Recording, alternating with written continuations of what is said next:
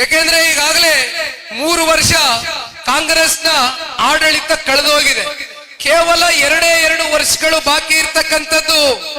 ದಯಮಾಡಿ ನಾವು ಮೈ ಮರೆತು ಮನೆಯಲ್ಲಿ ಕೂತ್ಕೊಳ್ತಕ್ಕಂಥದ್ದಾಗದು ಬೇಡ. ಬಹುಶಃ ಬಹುತೇಕರಲ್ಲಿ ಮನಸ್ಸುಗಳಲ್ಲಿ ನಿಮ್ಮಲ್ಲಿ ಒಂದು ಪ್ರಶ್ನೆ ಮೂಡಿರಬಹುದು ಅಂತ ಅನ್ಕೊಳ್ತೇನೆ.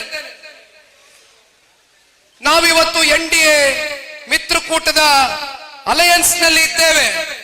ಕಡೂರು ಕ್ಷೇತ್ರ ಮುಂದೆ ಶಾಸಕ ಸ್ಥಾನ ಒಂದು ಅವಕಾಶ ವಿಧಾನಸಭಾ ಚುನಾವಣೆಯಲ್ಲಿ ನಿಲ್ತಕ್ಕಂಥದಕ್ಕೆ ನಮಗೆ ಅವಕಾಶ ಸಿಗುತ್ತಾ ಅಂತಕ್ಕಂಥ ಯಕ್ಷ ಪ್ರಶ್ನೆ ತಮ್ಮ ಮನಸ್ಸುಗಳಲ್ಲಿ ಏನ್ ಕಾಡ್ತಾ ಇದೆ.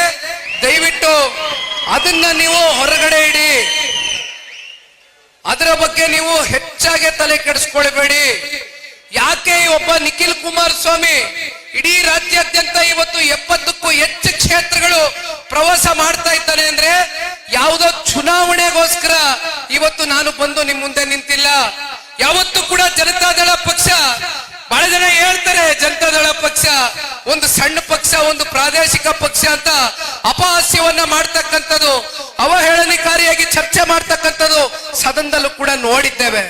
ಆದ್ರೆ ಜನತಾದಳ ಪಕ್ಷ ಯಾವತ್ತಿಗೂ ಅಧಿಕಾರಕ್ಕೆ ಅಂಟ್ಕೊಂಡು ಕೂತಂತ ಪಕ್ಷ ಅಲ್ಲ.